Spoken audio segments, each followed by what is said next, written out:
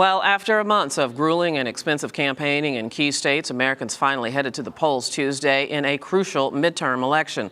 Polling places in several key states began to fill up early. The results will shape the balance of U.S. President Barack Obama's term in office. Democrats and Republicans are waging a fierce state-by-state battle for control of the U.S. Senate. The GOP needs to gain just 6 seats to win the chamber. Arise News correspondent Shahan Kisun joins us with more on this critical 2014 midterm election. Shahan? Well, Debbie, as predicted by many research polls, Republicans seem set to maintain control of the House of Representatives, even with a bigger margin than before this time around. So the big thing to watch out for in this election is, of course, the Senate race, with many experts saying Democrats could lose power, ultimately making President Barack Obama a lame duck president. So here are the 10 states which are up for grabs. North Carolina and New Hampshire are arguably the most important states to keep track of in the early race this evening. If Democrats get re-elected, it'll be a good sign of them holding control of the Senate, but it's too close to call right now. So far, several polls suggest Arkansas and Kentucky are leaning towards a Republican victory. Debbie? And Shahan, of course, this realistically, we might not know the full result of this election for a few weeks, maybe in a few months. Yeah, Louisiana and Georgia, the two states that actually need to be watched out quite carefully here. There are 3 contenders each in these states, which means if none of these contenders actually reach their 50% threshold, then there will have to be a runoff. Louisiana's re-election will have to be run in December, and Georgia in January. So a good couple of months before we actually know where the Senate will lie. Can't imagine dragging this out that long, but we sure will see. Shahan Kisun, thank you so much. And for analysis, we turn now to Arise News senior political analyst James Carville, who is joining us right here in the New York studio. So good to have you. I can actually touch you and not just see you on the TV. Not through the box or anything. Busy night for you. I know you're making the rounds. Thanks for stopping by with us. So I'm going to put you on the spot right away. What's your prediction? Who will either gain or maintain control of the Senate? The Republicans will gain control of the Senate. You think so? Yes. And also, they're not supposed to have here, but the early exit polls sort of confirm that it's going to be not a very good night for the Democrats. Oh, that really is too bad. Do you think it will be a small margin or sizable? I think a little bit more than small. They're going to do more than the 6, which is what it's going to take. I think that's kind of getting baked in the cake here. Yeah, indeed. And so what does that mean? So if then the Republicans control the entire Congress? Well, they will, and it means that the president's, obviously going to be pretty much thwarted in trying to get anything done. And, there's a story today that the Iran talks are going better than anticipated. That could be the biggest political battle in this century. If they get a deal with Iran and then that has to be ratified by the United States Senate, it's going to really, really be something, because it's, I guess there's a chance the Democrats could keep it, but based on everything that I've seen thus far, it seems to be highly likely that the Republicans control the Senate. Our reporter Shahan Kisun, and I've heard other pundits and analysts say this throughout the day, that the early bellwether this evening, primarily because their poll closes early, is North Carolina, that if it tips to the Republicans, that's pretty much foregone conclusion. Yeah, she's a gone pecan at that point. And even if the Democrats win it, it probably still is one. But that's very, and if New Hampshire goes wrong, which is not impossible, that would also be a pretty dismal sign for Democrats. Yeah, records amount of money have been spent on both sides, Republicans and Democrats. Yes. But let me ask you this, though. So let's go with your supposition, and boy, do I believe you over anybody else, that the Republicans are going to take the Senate. I'd rather not, as you know, my own political leanings. We're not worthy. I'm going to do it. Right, our viewers deserve the truth. But let's talk about that then. So if they have both houses of Congress,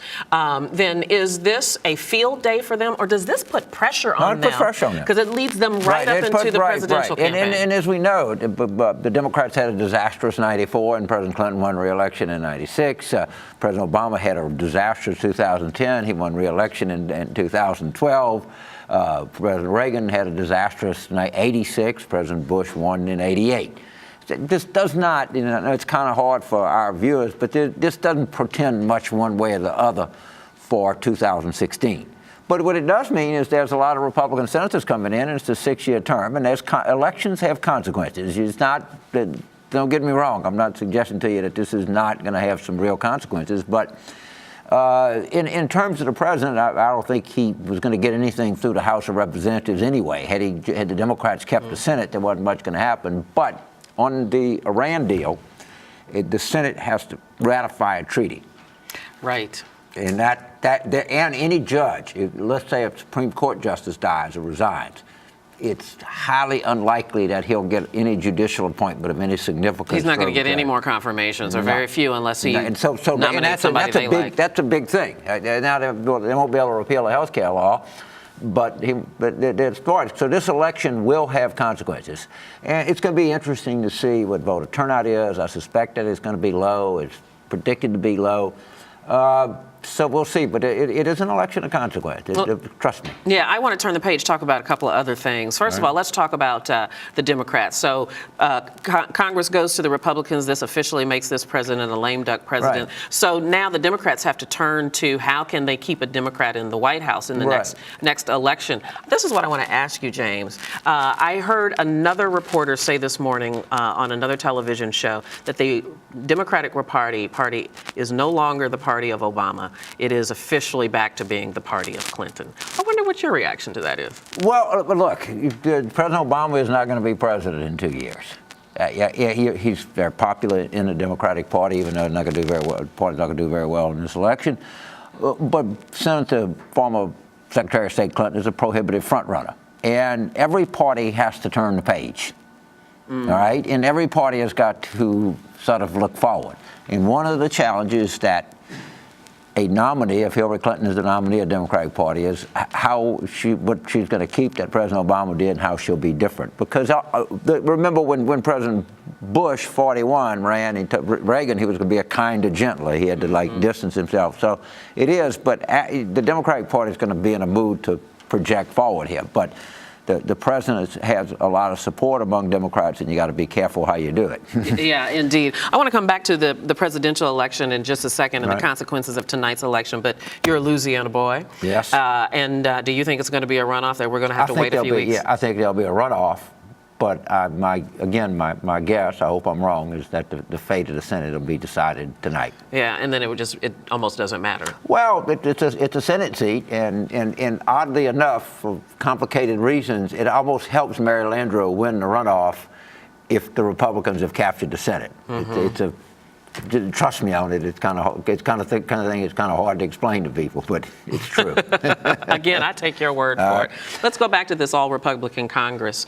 First of all, do you think they will continue to beat the dead horse of repealing Affordable Care? That's what they do. And will they then again send out these calls for impeaching the president? Very, very likely. Now they won't. People will say, no, we don't do that. And, we won because we had the right kind of candidates. But they're going to get a lot of pressure. If they do that, though? Yes. Of course they will. Of course. And they're going to get pressure from the interest groups in their party. They're going to get pressure to do things. And my own view, I've been very candid and said I thought they're going to win. At the core, they're kind of spiteful people, and so they're going to try to do this. Yes. All right, let's talk about the gubernatorial races, because there are 36, as many gubernatorial races as there are Senate seats that are up for grab. And many of them are being watched very closely, one of which is the Wisconsin gubernatorial race because of Scott Walker. Many believe that if he can win, he might be a viable candidate in the 2016 election. How viable could he be in the face of people like Jeb Bush? Mitt Romney, of course, is floating up there again. Yeah, everybody's talking about running, but the one thing we know, he's not going to be viable if he loses. Right. So if he loses, he's done.